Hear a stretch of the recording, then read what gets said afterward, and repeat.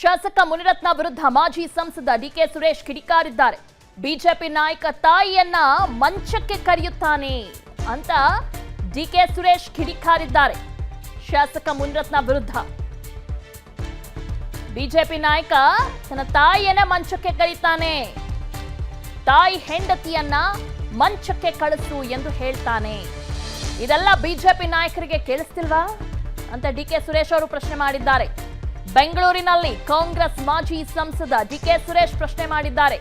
ದಲಿತರು ಹೆಣ್ಣು ಮಕ್ಕಳಿಗೆ ಅಪಮಾನ ಮಾಡಿದ್ದಾರೆ ಅಂತ ಡಿಕೆ ಸುರೇಶ್ ಅವರು ಆರೋಪವನ್ನ ಮಾಡಿದ್ದಾರೆ.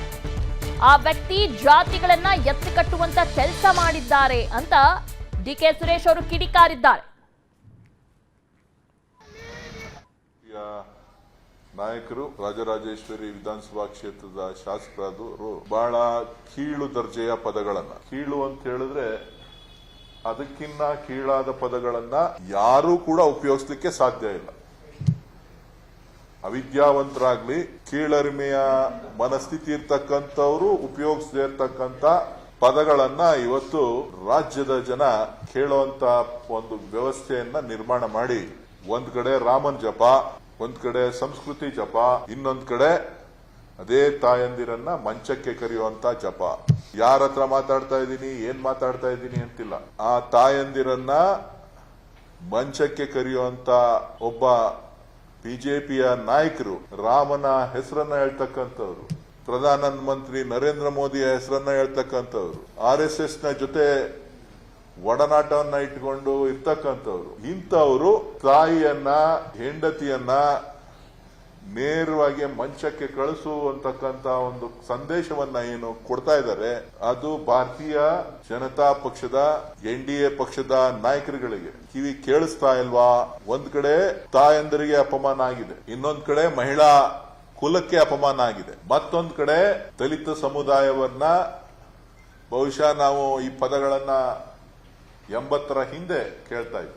80ರ ನಂತರದ ದಿನಗಳಲ್ಲಿ ಯಾರೂ ಕೂಡ ಈ ರೀತಿಯ ಪದಗಳನ್ನ. ಶಾಸಕ ಮುನಿರತ್ನ ವಿರುದ್ಧ ಮಾಜಿ ಸಂಸದ ಡಿಕೆ ಸುರೇಶ್ ಕಿಡಿಕಾರಿದ್ದಾರೆ.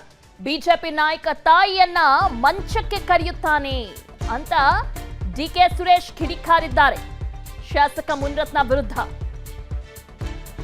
ಬಿಜೆಪಿ ನಾಯಕ ತನ್ನ ತಾಯಿಯನ್ನ ಮಂಚಕ್ಕೆ ಕರೀತಾನೆ, ತಾಯಿ ಹೆಂಡತಿಯನ್ನ ಮಂಚಕ್ಕೆ ಕಳಿಸು ಎಂದು ಹೇಳ್ತಾನೆ. ಇದೆಲ್ಲ ಬಿಜೆಪಿ ನಾಯಕರಿಗೆ ಕೇಳಿಸ್ತಿಲ್ವಾ ಅಂತ ಡಿಕೆ ಸುರೇಶ್ ಅವರು ಪ್ರಶ್ನೆ ಮಾಡಿದ್ದಾರೆ. ಬೆಂಗಳೂರಿನಲ್ಲಿ ಕಾಂಗ್ರೆಸ್ ಮಾಜಿ ಸಂಸದ ಡಿಕೆ ಸುರೇಶ್ ಪ್ರಶ್ನೆ ಮಾಡಿದ್ದಾರೆ. ದಲಿತರು ಹೆಣ್ಣು ಮಕ್ಕಳಿಗೆ ಅಪಮಾನ ಮಾಡಿದ್ದಾರೆ ಅಂತ ಡಿಕೆ ಸುರೇಶ್ ಅವರು ಆರೋಪವನ್ನ ಮಾಡಿದ್ದಾರೆ. ಆ ವ್ಯಕ್ತಿ ಜಾತಿಗಳನ್ನ ಎತ್ತಿ ಕಟ್ಟುವಂತ ಕೆಲಸ ಮಾಡಿದ್ದಾರೆ ಅಂತ ಡಿಕೆ ಸುರೇಶ್ ಅವರು ಕಿಡಿಕಾರಿದ್ದಾರೆ. ನಾಯಕರು ರಾಜರಾಜೇಶ್ವರಿ ವಿಧಾನಸಭಾ ಕ್ಷೇತ್ರದ ಶಾಸಕರಾದವರು ಬಹಳ ಕೀಳು ದರ್ಜೆಯ ಪದಗಳನ್ನ, ಕೀಳು ಅಂತ ಹೇಳಿದ್ರೆ ಅದಕ್ಕಿನ್ನ ಕೀಳಾದ ಪದಗಳನ್ನ ಯಾರೂ ಕೂಡ ಉಪಯೋಗಿಸ್ಲಿಕ್ಕೆ ಸಾಧ್ಯ ಇಲ್ಲ. ಅವಿದ್ಯಾವಂತರಾಗ್ಲಿ, ಕೀಳರಿಮೆಯ ಮನಸ್ಥಿತಿ ಇರ್ತಕ್ಕಂಥವ್ರು ಉಪಯೋಗಿಸದೇ ಇರ್ತಕ್ಕಂಥ ಪದಗಳನ್ನ ಇವತ್ತು ರಾಜ್ಯದ ಜನ ಕೇಳುವಂತ ಒಂದು ವ್ಯವಸ್ಥೆಯನ್ನ ನಿರ್ಮಾಣ ಮಾಡಿ, ಒಂದ್ ಕಡೆ ರಾಮನ್ ಜಪ, ಒಂದ್ ಕಡೆ ಸಂಸ್ಕೃತಿ ಜಪ, ಇನ್ನೊಂದ್ ಕಡೆ ಅದೇ ತಾಯಂದಿರನ್ನ ಮಂಚಕ್ಕೆ ಕರೆಯುವಂತ ಜಪ. ಯಾರ ಹತ್ರ ಮಾತಾಡ್ತಾ ಇದ್ದೀನಿ, ಏನ್ ಮಾತಾಡ್ತಾ ಇದ್ದೀನಿ ಅಂತಿಲ್ಲ. ಆ ತಾಯಂದಿರನ್ನ ಮಂಚಕ್ಕೆ ಕರೆಯುವಂತ ಒಬ್ಬ ಬಿಜೆಪಿಯ ನಾಯಕರು ರಾಮನ ಹೆಸರನ್ನ ಹೇಳ್ತಕ್ಕಂಥವ್ರು, ಪ್ರಧಾನ ಮಂತ್ರಿ ನರೇಂದ್ರ ಮೋದಿಯ ಹೆಸರನ್ನ ಹೇಳ್ತಕ್ಕಂಥವ್ರು, RSS ನ ಜೊತೆ ಒಡನಾಟವನ್ನ ಇಟ್ಕೊಂಡು ಇರ್ತಕ್ಕಂಥವ್ರು, ಇಂಥವ್ರು ತಾಯಿಯನ್ನ ಹೆಂಡತಿಯನ್ನ ನೇರವಾಗಿ ಮಂಚಕ್ಕೆ ಕಳಿಸು ಅಂತಕ್ಕಂತ ಒಂದು ಸಂದೇಶವನ್ನ ಏನು ಕೊಡ್ತಾ ಇದ್ದಾರೆ, ಅದು ಭಾರತೀಯ ಜನತಾ ಪಕ್ಷದ NDA ಪಕ್ಷದ ನಾಯಕರುಗಳಿಗೆ ಕಿವಿ ಕೇಳಿಸ್ತಾ ಇಲ್ವಾ?